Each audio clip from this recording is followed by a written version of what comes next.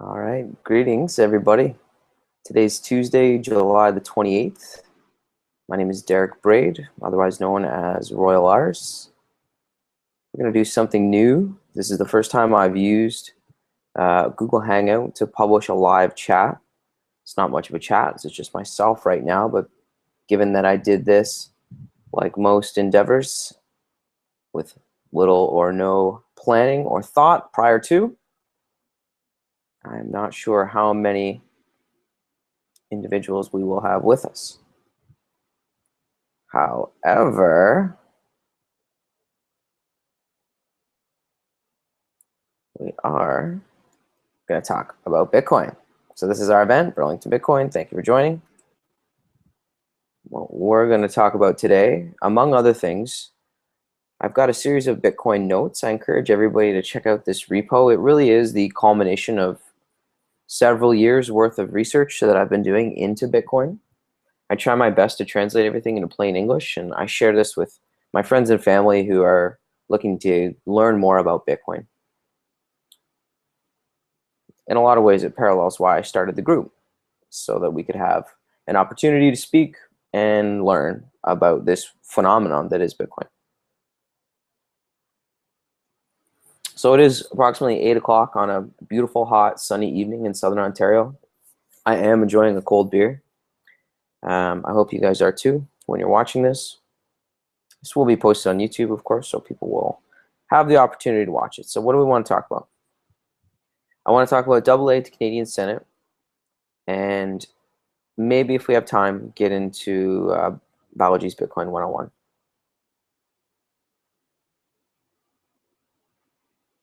So this is really interesting. Canada's decided to take a very soft touch approach when it comes to regulating Bitcoin. Unlike, say, New York, which has gone and opted for something they call a bit license, which essentially is a little bit of red tape and a little bit of cost in order to be a practitioner in the Bitcoin space, to operate a business, etc. Canada's decided a little more of a soft touch. And in this video, which I recommend, well, maybe I don't recommend watching it because it is very lengthy. The Canadian Senate, a committee is briefed on Bitcoin by AA. Andreas Antonopoulos, of course, who I'm going to refer to throughout as AA.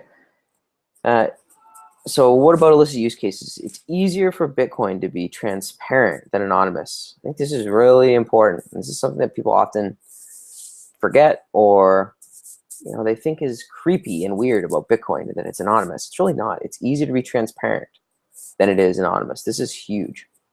The anonymity of Bitcoin is widely misunderstood. Cash is far more likely to be used for nefarious purposes. Cash is king when it comes to criminals and criminals who want to use this type of stuff. The blockchain, clarity on regulations. So don't treat it like a single or centralized entity. Bitcoin is more flexible and transparent. So Bitcoin is fascinating to me because it's so multidisciplinary. For starters, you're your own custodian. You can't possibly use the existing laws, rules, and regulations of the financial system when something as critical as custody of the funds is different. Custody belongs in the individual's hands, not the institution. Banks no longer have custody of your funds. Fund companies no longer have custody of your money, etc. It's you. You are your own bank with Bitcoin. And multi-signature is a really good example of something that's come along recently that could potentially have been prohibited by regulation. Because Bitcoin is adaptable, we need to let it grow organically and not heavy-handedly regulated into the earth. So let Bitcoin mature on its own before attempting to regulate it. Understand the nuances. Got it. How rapid is this coming? So this is interesting. I think AA takes an approach to draw an analogy between the internet and Bitcoin, which many people do. The distinction that he makes is that in this case, you have 3 times, it's much more likely to be 3 times faster.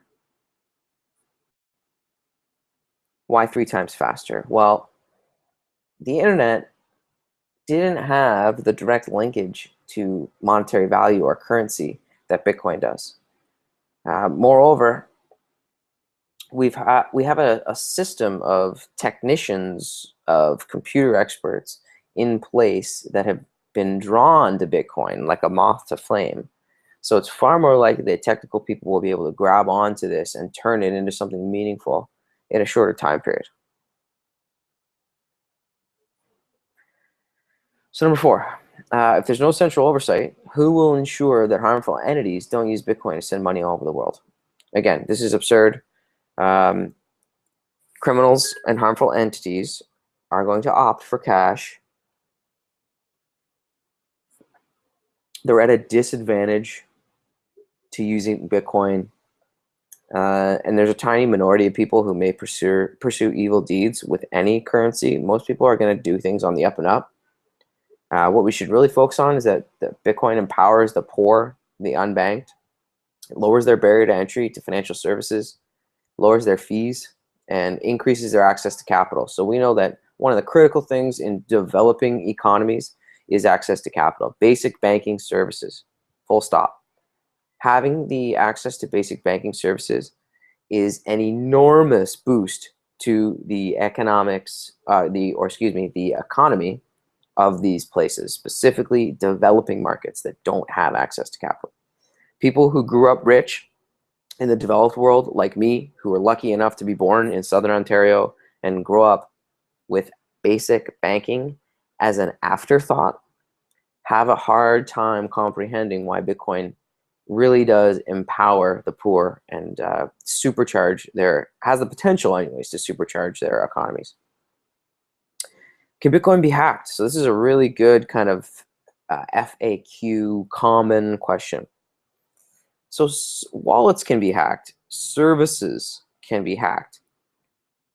To date, it looks like Bitcoin cannot. Now, I don't think anybody's going to say that Bitcoin's perfect. There are issues and vulnerabilities in all protocols and in everything digital. But so far, so good, right? This thing's been around since 2009. All of the major attacks have been on the service providers and not, major successful attacks. And the most noteworthy have been on service providers. People are finding that the Bitcoin protocol itself is incredibly resilient and strong. And that's a good thing. Billions are sent over the network, and there have been no hacks acknowledged, despite the best efforts of many elite hackers to steal from it. It's important to distinguish between the system and individual wallets. Groups of hackers are able to take down Yahoo or Google. They can do that now, or if they can't do that now, dynamic systems constantly being exposed to threatening stimuli become stronger. So that's a good one. Kind of speaks to the adaptability. The more people try and attack it, the stronger the Bitcoin protocol becomes. I think that's why Bitcoin is the one coin. I think that there is a place for altcoins, but the likelihood that they reach any significant or meaningful market cap relative to Bitcoin is, in my opinion, very low. Bitcoin will likely dominate the market capitalization of cryptocurrencies, probably to the tune of anywhere from 75 to 80%. I'm looking, to some power law distribution there, 80-20 rule, however you want to call it. Again, that's our next point, the size of Bitcoin relative to alts. There are many copycats. There's only one Bitcoin. Only a small handful actually have economic value, which actually leads us to our another talking point regarding Ethereum. Will nation states forego its own currency and adopt Bitcoin? Nature of currencies is changing. According to Andreas Antonopoulos, Bitcoin is already bigger than some smaller national currencies. Interestingly, as I skip back and go to Balaji Srinivasan's Bitcoin 101 lessons, he touches on this point when he mentions Estonia. So Estonia was able to operate its own currency with 1.3 million people. So the current number of Bitcoin wallets is already in excess of that. and we have major we have transactions that are far exceeding that. So you can kind of get a sense to the scale of Bitcoin right now in July 2015. It's already 3 to 5 times bigger than what the people in Estonia were able to establish independently. Moreover, speaking to its size, the current computational capacity of the Bitcoin network, as estimated by Andreessen Horowitz and as presented by Balaji to Goldman Sachs, is somewhere 100 times, a staggering, a breathtaking 100 times bigger than Google, which is really interesting. A network this size that consumes that much energy is both fascinating and depressing and frightening. It's already got scale built in. So people talk about, well, Bitcoin scale. The scale of the network has way outpaced the activity on the network itself. The market cap of Bitcoin has been vacillating between $3 and $5 billion for the past year. It could handle 10 to 100, perhaps even 1,000 times that today without even blinking, which is a really powerful message to send to people who are new to Bitcoin and wondering, have I missed the boat? Well, most certainly not. In fact, the thing that's lacking the greatest is adoption by consumers. And those are really interesting, powerful thoughts. So I'm not going to go over this too much because Balaji presents it. There's a link to it. But if you just want a quick read, quick overview, Bitcoin is a protocol. This is really significant. All of the engineers who you tell this to get it right away. They understand what a protocol matters. This is why SMTP, which is email, is cheap and free, and you can send massive amounts of it, and why SMS, which is text, is expensive and costly, etc. Bitcoin is likely here to stay. Again, I touched on that. I won't go over it too much. Bitcoin's bigger than Google, approximately 100 times, 360 pentahash relative to 3.6 pentahash in the current Bitcoin network. Powerful four-way network effect I did not touch on. Maybe we'll save that for last. And lastly, open source, Linux versus Windows. So Balaji makes the analogy that all of the things that the computer science community was able to do with the Linux platform by its extensibility, customizing, creating your own, that will basically become what Bitcoin is to, say, the US dollar. So the US dollar will probably always be the reserve currency, but there'll be a place in the market for Linux, aka Bitcoin in this case. So in summary, Bitcoin is a protocol. Payments, that's a typo. Payments are packets. Decentralized, the centralizing agent like banks, they're here to stay. Large, reputable, private. Public and private institutions have already been making significant investments. It's bigger than Google already. It's open source. Therefore, it is the PayPal to Linux as Windows. It is to PayPal what Linux is to Windows. So Bitcoin is to PayPal what Linux is to Windows, to absolutely beat that one into the ground. And there's a powerful four-way network effect between miners, developers, merchants, and users.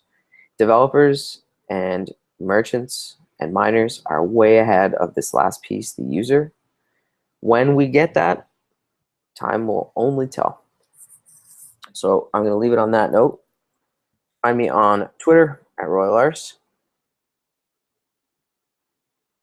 And if you need to get at me, probably the best place to do it. If you follow this link, good on you. In the meantime, toodaloo.